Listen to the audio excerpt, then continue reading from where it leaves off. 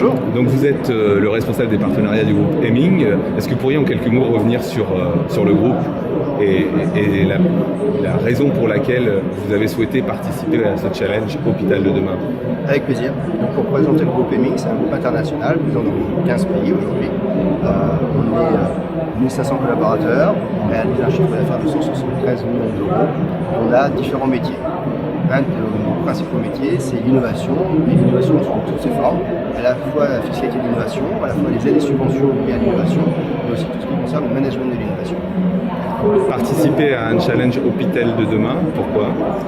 Parce que c'est un vrai enjeu en fait, sociétal pour la France, mais aussi pour tous les autres pays, et qu'à travers ce secteur d'activité, on retrouve énormément de technologies, et ces technologies et les efforts qui sont faits en R&D peuvent bénéficier justement de fiscalité liée à l'innovation, liée à la recherche, et liée à l'innovation, ou des statuts de jeunes entreprises innovantes, si on parle que de la France, mais aussi à la fois au niveau européen. Et au niveau européen, on va retrouver en fait, des enveloppes qui concernent la santé, les life sciences, sur lesquelles en fait, toutes les entreprises peuvent en fait, soumissionner et être aidées pour pouvoir développer leurs projets. 14 startups présentant leurs projets hier soir. Quel regard portez-vous sur les projets présentés aux frontières de la musicothérapie, de l'assistance de vie, du sevrage tabagique, etc. Quel regard sur ces initiatives portées dans le challenge? Alors personnellement, j'ai adoré, parce qu'en fait, pour une fois, on avait toute une population différente qui travaillait tout le temps à un seul et même sujet, qui est en fait le bien-être et la santé en fait, des personnes.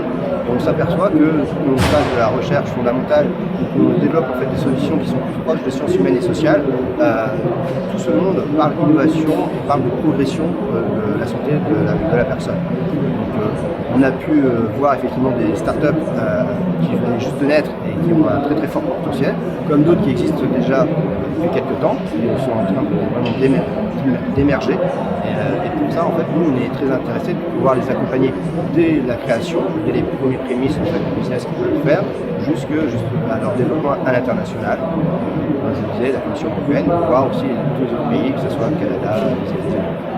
Qui dit hôpital de demain dit mise en perspective de la santé. Je vais justement conclure là-dessus. Quels enjeux pour l'avenir en matière de e-santé, e-health et d'émergence de talents chez la nouvelle ou non génération des startups en santé? Alors, il faut savoir que la santé va toucher, à travers les nouvelles technologies, différents acteurs. On va toucher à travers des objets connectés toute la partie de l'assurance, par exemple, des mutuelles. Et là, donc, tout un secteur qui va être chamboulé. Et de la même manière que sur de la recherche, on va dire, moléculaire, les travaux qui vont être menés par les assureurs vont pouvoir aussi bénéficier d'aides et de subventions dans ce sens, vis-à-vis de l'innovation. Après, si on veut faire un petit peu de prospective, quels seront en fait les hôpitaux de demain? Moi, je crois beaucoup, quelque chose qui est un petit peu décrié aujourd'hui, c'est le transhumanisme. C'est-à-dire, effectivement, on va essayer d'améliorer en fait le corps humain à travers de la robotisation, à travers différents objets ou matières. On parle beaucoup d'impression 3D aujourd'hui dans l'univers de la recherche et du médical. On parle aussi beaucoup de tout ce qui est tracking, donc tout ce qui est algorithmes qui peuvent être développés pour pouvoir faire de la prospective aussi sur la déclaration de maladies dès son plus jeune âge. Maintenant, ça apporte aussi différentes questions. On parle beaucoup du principe de précaution versus le principe d'innovation.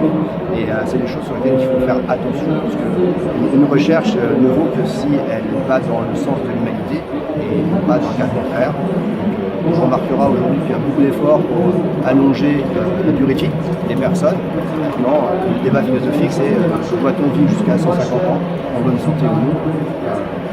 Ça sera la question, je pense, que j'aurais aimé poser à l'ensemble des visiteurs de ce salon. Et je remercie beaucoup effectivement de m'avoir donné la possibilité de regarder l'ensemble des acteurs aujourd'hui à travers cette événement. Manuel Ortiz, merci à vous et la question est donc posée pour l'avenir. Merci à vous.